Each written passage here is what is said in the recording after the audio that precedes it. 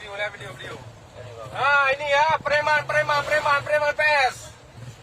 PS ya, PS. Nah, PS ini PS. Kejadiannya di Gebang ini ya, Gebang.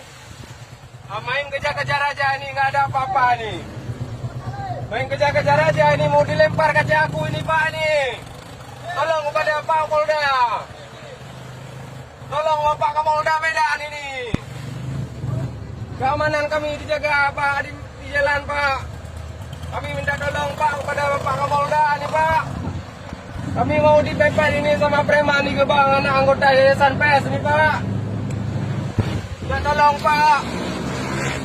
Kami dikejar Pak. Mau dibegal ini Pak.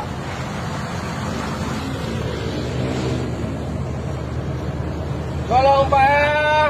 Tolong orang kami di jalan Pak. Kami cuma mencari makan Pak di jalan ini. Kok bisa kayak gini, aku belum pernah kayak gini. Sudah 10 tahun aku di jalan nggak pernah dikejar-kejar kayak gini. Tolong Pak ya, tolong Pak. Ini anak apa mau lempar ini batu di tangan dia Pak. Nah ini platnya BK 4288 BKS pas.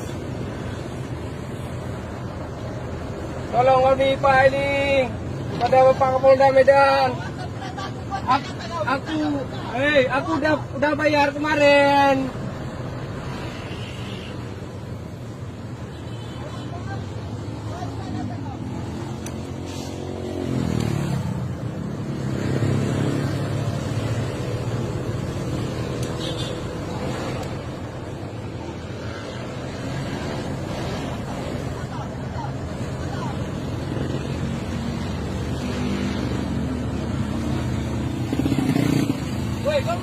Pak, tolong kami Pak. Mau dirempas kami ini Pak. Kemarin aku udah aku bayar kemarin aku. Aku udah bayar kemarin. Apa?